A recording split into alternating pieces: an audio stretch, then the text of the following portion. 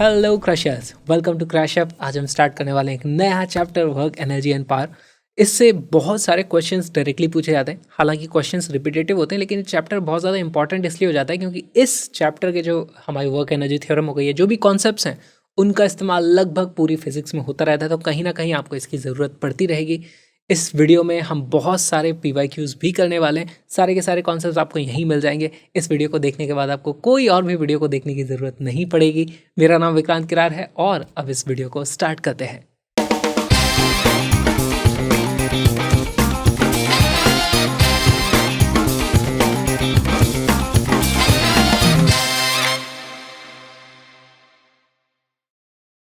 Work के बारे में पढ़ने से पहले हमें डॉट प्रोडक्ट पढ़ना पड़ेगा। तो हमारे पास दो वेक्टर्स होते हैं। हमने वेक्टर एडिशन देख लिया था, लेकिन अब बारी आ गई है वेक्टर मल्टीप्लिकेशन देखने की। तो एक्चुअली वेक्टर्स को दो तरीके से मल्टीप्लाई किया जाता है, उसको हम प्रोडक्ट बोलते हैं। वहाँ पे हमारे पास डॉट प्रोडक्ट होता है और एक क्रॉस प्रोडक्ट होता है। क्रॉस प्रोडक्ट को हम सर्कुलर मोशन में पढ़ेंगे। आज हम पढ़ने वाले हैं डॉट प्रोडक्ट के बारे में। अच्छा, डॉट प्रोडक्ट में देखो, हमारे पास पहली बात तो दो वेक्टर होने चाहिए। एक होगा वेक्टर ए, दूसरा होगा वेक्टर बी। अब हम जब मल्टीप्लाई करते हैं तो मान लो मैं 3 × 4 इस तरीके से जो करता हूँ, तो 3 × 4 की वैल्यू आती है 12। यहाँ पर हमारे पास दो वेक्टर हैं, इनके अलग अलग डायरेक्शन है और इनके कुछ अलग अलग मैग्नीट्यूड है। तो इसमें मल्टीप्लाई किसको करूँ मैं? तो इसमें जो मल्टीप्लिकेशन का मतलब होता है, देखो मैं आपको समझाता हूँ। हमारे पास जो डॉट प्रोडक्ट होता है, बेसिकली वो बात करता है कि अगर ए का मैग्नीट्यूड इस तरफ इतना है और बी का मैग्नीट्यूड इस तरफ इतना है, तो बी का पहले ए के डायरेक्शन वाला कॉम्पोनेंट देख लो। ये वाला हमारे पास बी का कंपोनेंट आ जाएगा ए की दिशा में। तो यहाँ पे देखो मैं किस तरीके से ड्रॉ कर सकता हूँ। दिस विल बी, है ना, यहाँ से आप एक परपेंडिकुलर ड्रॉप करोगे इस तरीके से, तो ये क्या हो जाता है हमारे पास बी का, अगर इनके बीच में एंगल थीटा था तो ये हो जाता है बी कॉस थीटा, सिर्फ मैग्नीट्यूड की अगर बात कर लें तो। ठीक है, अगर हमारे पास बोला जाता है कि भाई vector A dot vector B करना है, तो हमें इन दोनों को मल्टीप्लाई करना होगा। यानी कि हमें ए का जो मैग्नीट्यूड है उसके बी का जो कंपोनेंट यहाँ पे आया है उससे मल्टीप्लाई करना है ना। दोनों एक ही डायरेक्शन में ये होंगे, तो हो जाएगा a × b cos थीटा। इस तरीके से हमारे पास डॉट प्रोडक्ट आता है। ये जो चीज़ आई है ये एक स्केलर होता है, ये वेक्टर नहीं होता है ना। यहाँ पर हमारे पास ये दोनों वेक्टर थे, ये एक स्केलर है, स्केलर क्वांटिटी। ये दोनों थे हमारे वेक्टर्स। ठीक। अच्छा, अब आप बोलोगे कि भाई हमने बी का ही कंपोनेंट इस तरफ क्यों लिया? हम ए का भी कंपोनेंट बी की तरफ ले सकते थे। तो यहाँ पे देखो वो भी हम करके देख लेते हैं। मान लो मेरे पास ये है वेक्टर बी और ये है वेक्टर इस तरीके से ए। ठीक है, हमें फिर से बोल दिया किसी ने भाई ए डॉट बी की वैल्यू बताओ क्या आती है। तो यहाँ पर अब की बार मैं ए का कंपोनेंट बी के ऊपर गिरा लूँगा इस तरीके से, है ना। ये आ गया मेरे पास कंपोनेंट। अच्छा, अगर इनके बीच का जो एंगल है, ये एंगल हमारे पास थीटा था, तो हमारे पास ये वाली जो लेंथ है, ये इसका मैग्नीट्यूड कितना हो जाता है? This will be A cos theta. तो अब की बार हमारे पास इसकी वैल्यू हो जाएगी ए कॉस थीटा टाइम्स बी, और अगेन आप देखोगे ये फिर से बन जाता है ए बी कॉस थीटा। तो हमारे पास डॉट प्रोडक्ट की हमेशा वैल्यू क्या आएगी? A B cos theta, A B cos theta. दोनों के बीच में अगर एंगल है थीटा तो वैल्यू आएगी ए बी कॉस थीटा। ए और बी अगेन यहाँ पर वेक्टर्स थे, ये एक स्केलर चीज़ है, इसीलिए इसको डॉट प्रोडक्ट या फिर स्केलर प्रोडक्ट भी बोला जाता है। ये बहुत ही इंपॉर्टेंट सी चीज़ आ गई। अब सवाल उठता है कि आपसे एग्जाम में इस तरीके से एरो बना बना करके तो नहीं देंगे कि बताओ भाई इसको नापो, है ना, ये कंपोनेंट बनाओ। तो फिर इस तरीके से सॉल्व नहीं करवाया जाएगा।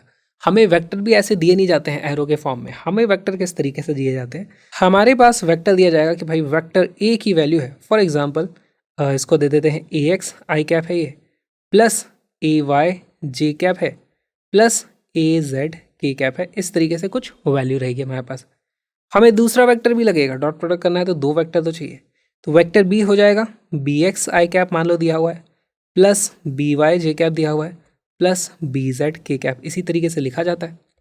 अब ये दोनों वेक्टर्स हैं और हमारे पास जो आएगा वेक्टर ए डॉट बी, उसकी जो वैल्यू होगी वो कितनी होगी? पहली बात तो दोनों का मैग्नीट्यूड लिखो, वेक्टर ए का मैग्नीट्यूड, वेक्टर बी का मैग्नीट्यूड, और इन दोनों के बीच में अगर एंगल है कॉस थीटा तो वो आ जाएगा। तो यहाँ पर हमें क्वेश्चन में तो ये चीज़ें दी थी, इसको देख के मुझे दोनों के बीच का एंगल तो नहीं पता चल रहा, इन दोनों से मैं मैग्नीट्यूड ज़रूर निकाल सकता था। अच्छा, तो इसी डॉट प्रोडक्ट को लिखने का और एक तरीका होता है, क्या होता है? A dot B will be equal to इसमें देखो जो भी x वाले कंपोनेंट है उनको आपस में मल्टीप्लाई करो, y वालों को आपस में मल्टीप्लाई करो, z वालों को आपस में मल्टीप्लाई करो, तीनों को ऐड कर दो। तो देखो यहाँ पे क्या आ जाएगा, इसकी वैल्यू आएगी ax bx plus ay by plus az bz, and यही होता है हमारा डॉट प्रोडक्ट। ध्यान से देखो ये चारों वेक्टर थे यहाँ पे जो लिखे हुए थे, सबके ऊपर डॉट डॉट लगा हुआ है। ये एक मैग्नीट्यूड है, ये एक मैग्नीट्यूड है, ये कॉस थीटा है, ये सब कुछ स्केलर आ रहा है हमारे पास, इसीलिए से स्केलर प्रोडक्ट बोला जाता है। जल्दी से इसका एक एग्जाम्पल कर लेंगे। यहाँ पर एग्जाम्पल, मान लो हमें कुछ वेक्टर दिए हुए हैं, ए की वैल्यू दी हुई है 2i cap plus 4j cap, मान लो z वाला कॉम्पोनेंट ही नहीं है।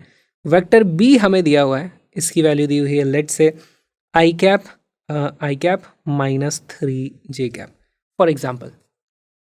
यहाँ पर a डॉट बी की जो वैल्यू हो जाती है ना, ये डॉट प्रोडक्ट है, इसकी वैल्यू हो जाएगी, देखो आई कैप वालों को मल्टीप्लाई कर दो, जे के वालों को मल्टीप्लाई कर दो, ऐड कर दो, तो ये जाता है 2 इंटू 1 प्लस 4 इंटू माइनस का 3, है ना, क्योंकि यहाँ पे -3 लिखा हुआ है ये, करेक्ट। तो यहाँ से वैल्यू हो जाती है 2 minus 12 which is equal to minus का 10, यहाँ पर -10 आ जाएगा। क्या लिखूँ यहाँ पे, -10 आई कैप लिखूँ, जे कैप लिखूँ, के कैप लिखूँ, क्या लिख दूँ, कुछ नहीं लिखना है। यहाँ पर हमारे पास स्केलर क्वांटिटी है, ये वेक्टर्स थे, ये स्केलर है। अच्छा, ए डॉट बी भी लिखेंगे तो इस पूरे को भी मैं बोलूँगा ये स्केलर है, क्योंकि मुझे पता है डॉट प्रोडक्ट से हमेशा स्केलर आता है। अब यहाँ पे आपसे एक और सवाल पूछा जा सकता है, क्या आप बता सकते हो मुझे ए और बी के बीच का एंगल की वैल्यू कितनी थी? हम यहीं से पता कर सकते हैं। देखो हमारे पास क्या होता है, हमारे पास लिखा ए डॉट बी की वैल्यू होती है ए बी कॉस थीटा, ठीक।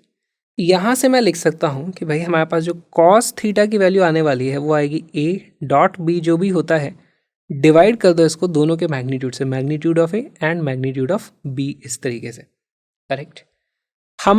हमने पता कर लिया ए डॉट बी की वैल्यू -10 आई है, तो यहाँ लिख दूंगा मैं -10 डिवाइडेड बाय, भाई इसका मैग्नीट्यूड कितना है, ए के मैग्नीट्यूड की बात करी जाए तो वो हो जाता है हमारे पास √4² प्लस 2², कितना आ जाता है ये 4 हो जाता है हमारे पास 16 प्लस 4 यानी कि √20 हो जाएगा, तो डिनोमिनेटर में आ जाता है √20। फिर हमारे पास दूसरा अंडर रूट आ जाएगा किसके लिए, वो वेक्टर बी का मैग्नीट्यूड अगर मैं पता करूँ तो ये कितना हो जाता है, 3 3 9, 1 का स्क्वायर 1, तो ये √10 आ जाता है, तो यहाँ जाता है √10 इस तरीके से। इसकी वैल्यू कितनी हो जाती है, देखो ये हो जाता है -10 डिवाइडेड बाय, हमारे पास यहाँ पर फिर देखो यहाँ पर 2 0 आ रखे ना, फिर यहाँ पर आ जाएगा 10√2, तो इसकी वैल्यू आती है -1/√2। ओके, हमारे पास कॉस थीटा की वैल्यू -1/√2 हो गई। तो अब यहाँ से आप एंगल पता कर सकते हो, ये 45 डिग्री तो नहीं है, देखो कॉस थीटा का ग्राफ कुछ इस तरीके से होता है ना। हमारे पास यहाँ पर 45 डिग्री पे वैल्यू होती है 1/√2, यहाँ पे होती है 90 डिग्री पे वैल्यू 0, और इसके बाद हम जाएंगे 135 डिग्री पे, तो हमारे पास कॉस थीटा की वैल्यू आ जाती है -1/√2। तो ये है हमारे पास theta is equal to 135 degree, इस तरीके से भी आप पता कर सकते हो।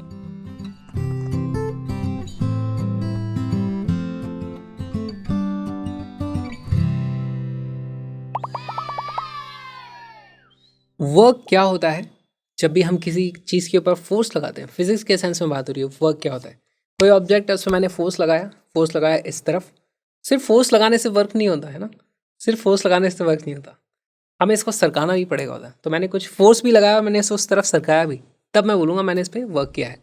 और हम बस बोलते हैं मैंने कुछ वर्क कर दिया, मेरी कुछ एनर्जी स्टोर कर रखी थी, खा खा के वो कम हो गई एनर्जी, मैं ये नहीं बोलता उस डायरेक्शन में वर्क किया, उस डायरेक्शन में वर्क किया, उस डायरेक्शन में वर्क किया, उस डायरेक्शन में तो भाई डिस्प्लेस किया, हो सकता है फोर्स उस डायरेक्शन में लगाया हो। फोर्स और डिस्प्लेसमेंट दोनों वेक्टर हैं। वर्क जो किया, मैं बोलता हूँ 5 जूल का वर्क कर दिया, मेरी एनर्जी 5 जूल कम हो गई, वो वेक्टर क्वांटिटी नहीं होती है। तो देखो वर्क को किस तरीके से लिखा जाएगा, वर्क को एक्चुअली लिखा जाता है integral of F dot D S. यहाँ पे ये फोर्स होता है, ये डिस्प्लेसमेंट होता है। अब अगर एस हमारे पास डिस्प्लेसमेंट को अगर एक ही डायरेक्शन की बात करी जा रही है तो इसको भी आप ऐसे भी लिख सकते हो, integral F dot D x, अगर एक्स डायरेक्शन की बात हो रही है तो, है ना, ये एस हम डिस्प्लेसमेंट लिख देते हैं, आपको जैसे लिखना हो आप लिख सकते हो। अगर फोर्स की वैल्यू कांस्टेंट है तो हमारे पास वर्क की वैल्यू आ जाती है सीधे सीधे एफ डॉट हमारे पास जो भी डिस्प्लेसमेंट हुआ है, या फिर इसी को हम लिख सकते हैं F S cos theta. For example हमारे पास फोर्स हम लगा रहे हैं इस तरफ, डिस्प्लेसमेंट उसकी हो गई है इस तरफ। अब आप बोलोगे फोर्स उस तरफ लगा रहे थे तो भाई डिस्प्लेसमेंट इधर क्यों हो गई, तो देखो मान लो यहाँ पे कुछ चीज़ रखी हुई है और वो इधर उधर ही मूव कर सकती है, मैं इसके ऊपर ऐसे में फोर्स लगा रहा हूँ नीचे की तरफ ऐसे, तो ऐसा थोड़ी है कि वो इधर चली जाएगी, वो जा ही नहीं सकती इधर। मैं फोर्स लगा रहा हूँ ऐसे, वो जानी इधर ही है। तो फोर्स और डिस्प्लेसमेंट के डायरेक्शन अलग हो सकते हैं, ठीक। और यहाँ पे इसको फील भी कर लो, मैं फोर्स इधर लगा रहा था ज़बरदस्ती, अब मेरा जो फोर्स जा रहा है इस तरफ, उसको दो कंपोनेंट में ब्रेक करो। एक कंपोनेंट इसका नीचे की तरफ वाला है, दूसरा कंपोनेंट ऐसे वाला है।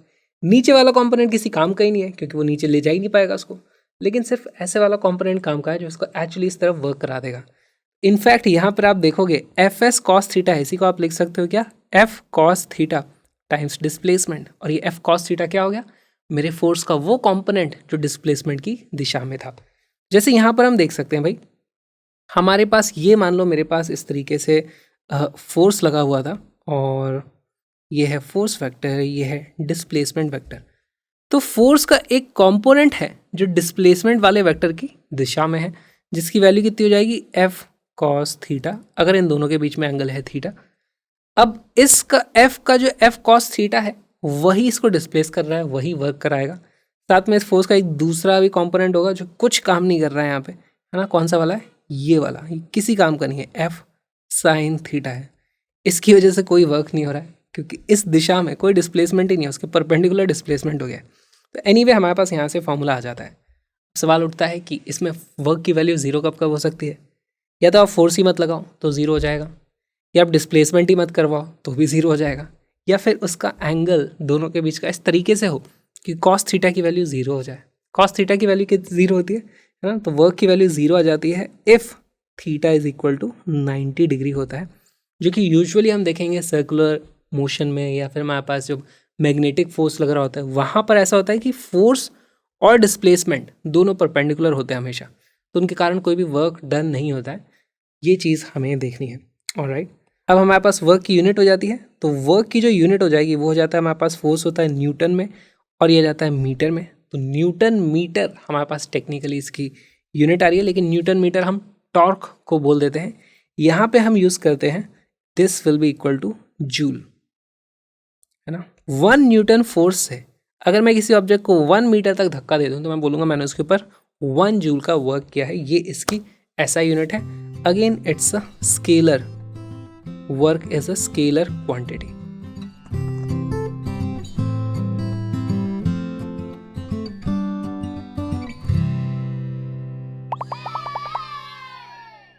A uniform force of इतने Newton acts on a particle of mass 2 kilogram. The particle is displaced from position इतने मीटर to इतने metre. The work done by the force on the particle is. तो देखो हमारे पास force vector दिया हुआ है, इस तरीके से हम लिख सकते हैं vector force is equal to 3i cap plus J cap.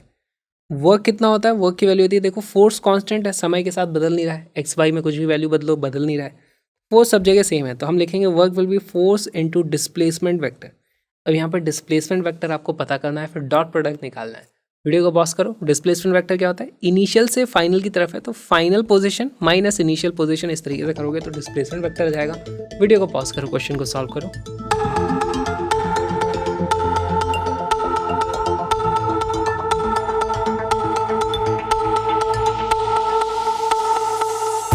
इसका करेक्ट आंसर है डी। सॉल्व करते हैं। तो देखो हमारे पास जो डिस्प्लेसमेंट वेक्टर है उसकी वैल्यू हो जाएगी एक्स फाइनल, है ना। फाइनल पोजीशन वेक्टर बोल लो, या आप इसको क्या बोलोगे, एक्स नहीं बोलना चाहिए मुझे, आर फाइनल बोलना चाहिए, क्योंकि एक्स एंड वाई दोनों में मोशन हो रहा है।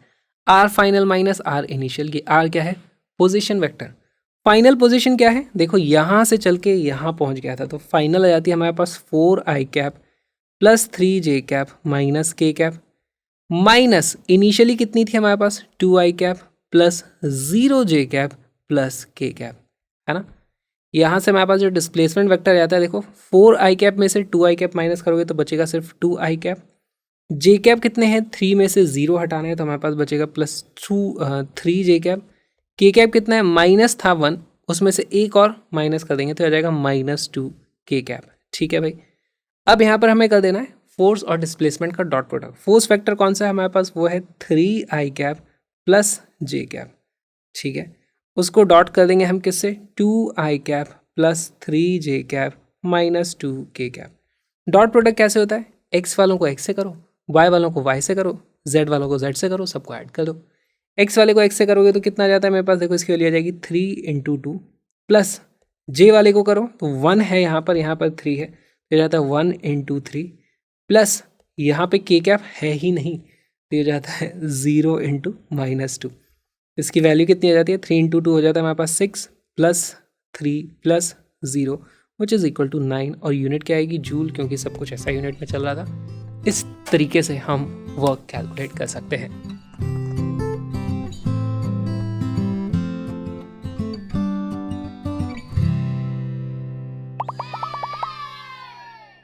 A force of 250 Newton is required to lift a 75 kilogram mass through a pulley system. In order to lift the mass through 3 meter, the rope has to be pulled through 12 meter. Efficiency of the system is, ये देखो बहुत ही अच्छा सवाल है, इसमें efficiency की बात हो गई है और यहाँ पर हमें समझना क्या है। देखो हमारे पास यहाँ पे कोई मास रखा हुआ है, उसको हमें ऊपर उठाना है।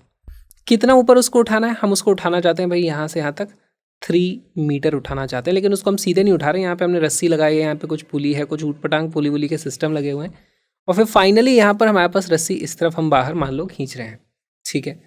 तो जब हम खींचते हैं रस्सी को तो हम कितना फोर्स लगाते हैं, 250 न्यूटन का फोर्स लगाना पड़ता है। यहाँ पर 250 न्यूटन का फोर्स मुझे यहाँ लगाना पड़ता है। ऑलराइट, 75 किलो का हमें यहाँ पर मास उठाना है। जब 75 किलो के मास को उठा रहे हैं तो उसको उठाने के लिए एक तो पहली बात हम मानते हैं कि धीरे धीरे उठा रहे हैं ताकि उसकी काइनेटिक एनर्जी में कोई चेंज ना आए। तो अब काइनेटिक एनर्जी वगैरह सब बाद में पढ़ेंगे, यहाँ पे थोड़ा समझ लेते हैं कि भाई यहाँ पर इसके ऊपर लग रहा होगा इसका mg, और यहाँ से मैंने इस रस्सी के ऊपर कुछ वर्क किया है ना। रस्सी को खींचूंगा, रस्सी को मैं खींचूंगा कितना, इस दिशा में खींचूंगा मैं। कितना खींचा है यहाँ पर हमने, 12 मीटर रस्सी को खींच लिया। तो हमने कुछ वर्क किया, रस्सी खींचने में हमने मेहनत कर ली, वो आप पता कर सकते हो। फिर पता चलेगा कि भाई रस्सी ने इसको जब ऊपर उठाया तो रस्सी ने कितना वर्क किया इसके ऊपर। थोड़ा सा वर्क का लॉस हो गया होगा यहाँ पे सिस्टम में, कहीं फ्रिक्शन में, तो हमारे पास एफिशिएंसी वाली टर्मिनोलॉजी आ जाएगी। एफिशिएंसी क्या होती है, कैसे लगती है, वीडियो को पॉज करो, सॉल्व करने की कोशिश करो।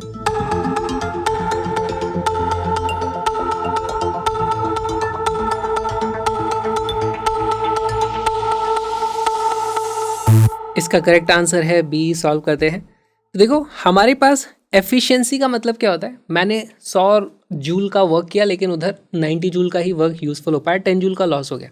तो हमारे पास जो एफिशिएंसी आ जाएगी वो कितनी आ जाएगी, भाई यहाँ पर कितना वर्क का आउटपुट हुआ है ना। तो आप इसको ऐसे लिख दो, work output divided by work input. Work का आउटपुट कितना हुआ है, mg फोर्स नीचे लग रहा था तो इसने भी ऊपर की तरफ फोर्स लगाया होगा। देखो रस्सी ने इस तरफ फोर्स लगाया होगा टेंशन का, विच की वैल्यू भी हो जाएगी mg के बराबर। तो रस्सी ने जो वर्क किया है वो किया है mg इंटू 3। हमने जो वर्क किया है यहाँ पर रस्सी को खींचने में हमने कितना किया है, 250 न्यूटन मल्टीप्लाइड बाई 12। ऑलराइट, यहाँ से हमारे पास वैल्यू हो जाएगी, उसका मास कितना था 75 इंटू जी की वैल्यू थी 10 इंटू 3 डिवाइडेड बाय हमारे पास ये आता है 250 इंटू 12, है ना। यहाँ पर देखो 3 से ये कट जाता है 4 टाइम्स, और 4 से हमारे पास ये अगर 250 को मल्टीप्लाई कर लोगे तो 1000 हो जाता है। तो बेसिकली ये आ जाता है, इसकी वैल्यू आ जाती है मेरे पास 0.75, ये दिखाई दे रहा है, विच इज़ इक्वल टू 75%। अगर परसेंटेज में पूछोगे तो B is the correct answer.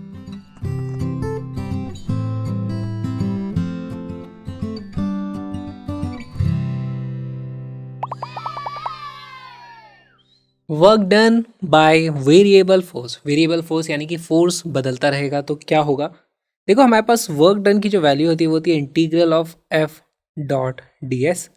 यहाँ पर हमारे पास इस तरीके से हम देखते हैं कि फोर्स एक फंक्शन हो सकता है जो कि समय का फंक्शन हो सकता है या डिस्टेंस का फंक्शन हो सकता है कि भाई यहाँ से जितना दूर जाओगे उतना ज़्यादा हम फोर्स लगाने लगेंगे। जैसे कि स्प्रिंग में होता है हमारे पास एफ की वैल्यू क्या होती है -kx। तो फोर्स वेरिएबल हो सकता है। ऐसे केस में आपको क्या करना है, सीधे सीधे आपको इंटीग्रेट कर देना है और आपके पास आपका जो भी आंसर आने हैं वो आ जाएंगे। बस यहाँ पे दिक्कत ये आती है कि कई बार हमें फोर्स की वैल्यू दे दी जाएगी, कैसे, वो दे दिया जाएगा fx i cap plus fy j cap plus fz k cap, इस तरीके से मान लो दे दिया। और हमारे पास जो डिस्प्लेसमेंट वेक्टर होने वाला है वो भी किस तरीके से हो जाएगा, dx i cap plus dy j cap plus dz k cap. अगर ऐसा हो गया तो इसको इंटीग्रेट करने में लग रहा है बहुत डरावनी ये चीज़ आने वाली है, लेकिन एक्चुअली वैसा है नहीं। देखो यहाँ पे हो क्या रहा है, दो वेक्टर्स का डॉट प्रोडक्ट हो रहा है। एक फोर्स वेक्टर था, एक ds वेक्टर था, ठीक है, ये दोनों वेक्टर लिख दिए। जब भी डॉट प्रोडक्ट होता है तो क्या होता है, x वाले कंपोनेंट मल्टीप्लाई होते हैं, ऐड हो जाते हैं, y वाले आपस में मल्टीप्लाई होंगे, z वाले आपस में मल्टीप्लाई होंगे, सारे के सारे मल्टीप्लिकेशंस ऐड हो जाएंगे। तो आप इसी को लिख सकते हो, it will be equal to integral of F X D X, है ना, plus F Y D Y plus F Z D Z. Actually ये बहुत ही सिंपल सी चीज़ हमारे पास आ गई है। और अब क्योंकि ये तीनों ऐड हो रहे हैं, आप यहाँ से लिख सकते हो work done will be equal to, integral को ब्रेक कर दो तो ये आ जाता है हमारे पास F X D X plus integral of F Y D Y plus integral of F Z D Z. बस हमें यही चीज़ करनी होती है, इससे हमारे आंसर आ जाते हैं। और अक्सर जो केसेस हमें सॉल्व करने हैं उसमें क्या होगा, सिर्फ एक ही डायमेंशन की बात करी जाएगी, तो सिर्फ एक्स डायमेंशन में हो रहा होगा, तो ये सब आपके ऑलरेडी जीरो है, इसको आपको कंसिडर भी नहीं करना पड़ेगा, सिर्फ इससे ही आपका काम हो जाएगा। जो कि देखो काफ़ी मिलता जुलता सा फॉर्मूला यहाँ पर आ गया है। तो इस पर भी बहुत तरीके के सवाल पूछे गए हैं, फोर्स को टाइम के साथ वेरी कराया है, डिस्टेंस के साथ वेरी कराया है, और ये इस तरीके के सवाल आने की प्रोबेबिलिटी भी काफ़ी ज़्यादा होती है। तो कुछ PYQs देख लेते हैं।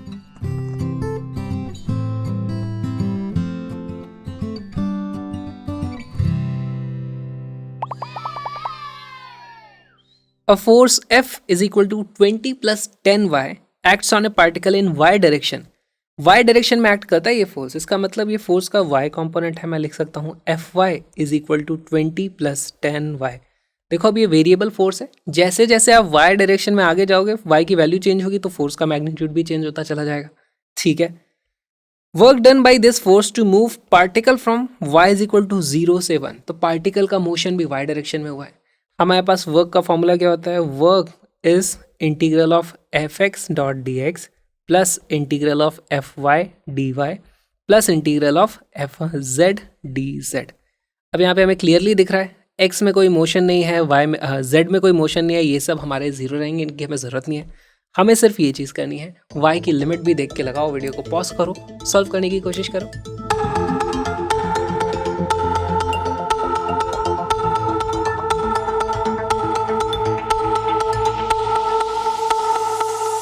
इसका करेक्ट आंसर है सी। देखो कैसे आ गया, हमारे पास वर्क की वैल्यू हो जाएगी integral of F Y dot D Y. Values रखते हैं, इंटीग्रल ऑफ फोर्स की वैल्यू कितनी है 20 plus 10 Y dot D Y. Y की लिमिट कहाँ से कहाँ तक जा रही है, 0 से लेकर के 1 तक, बस हमें यही तो पता करना है। तो इसको इंटीग्रेट करेंगे तो देखो ये 20 इंटू डी वाई हो जाएगा हमारा, डी वाई को इंटीग्रेट करोगे तो कितना आ जाता है वो 20 वाई हो जाएगा, प्लस 10 वाई डी वाई। तो वाई का जो इंटीग्रल होता है वो होता है वाई स्क्वायर बाई 2, तो ये हो जाएगा हमारे पास 10 Y square divided by 2। Limit रख देंगे 0 से लेकर के 1 तक, तो इसकी वैल्यू हो जाती है 20 इंटू 1 प्लस 10 इंटू 1 का स्क्वायर डिवाइडेड बाई 2 माइनस 0। इस तरीके से आ जाएगा, जब हम 0 रखेंगे तो पूरा का पूरा 0 हो जाता है। इसकी वैल्यू हो जाती है 20 plus 5 which is equal to 25। C will be our correct answer, answer will be in joules.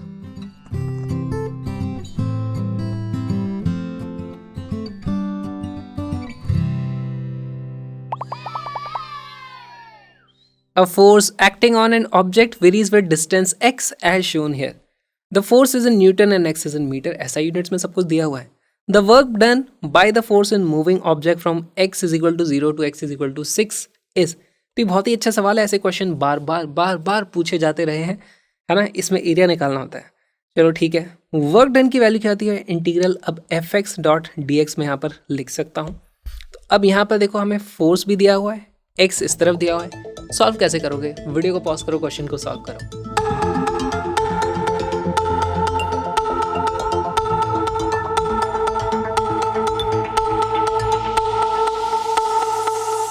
इसका करेक्ट आंसर है बी। कैसे आया, तो देखो यहाँ पे जो लिखा हुआ है इसका मतलब क्या है, integral of F X D x. इसका मतलब एफ एक्स ग्राफ का जो एरिया है विद एक्स एक्सिस। तो देखो यहाँ पे डी एक्स है, डी एक्स मतलब हम छोटे छोटे इस तरीके से डी एक्स एलिमेंट लेते हैं, उसके हिसाब से देखते हैं फोर्स की क्या क्या वैल्यूज आ रही हैं, तो हमारे पास इस तरीके से ये एरिया बन जाता है, और यही एरिया हो जाएगा हमारे पास वर्क के बराबर। This is also area of F x curve. अब इस एरिया को निकालना बहुत आसान है, लेकिन लिमिट का ध्यान रख लेना, एक्स इज इक्वल टू 0 से 6 तक का पूछा है। अगर एक्स इज इक्वल टू 0 से 3 तक का पूछ रहे थे तो सिर्फ ये वाला एरिया होता।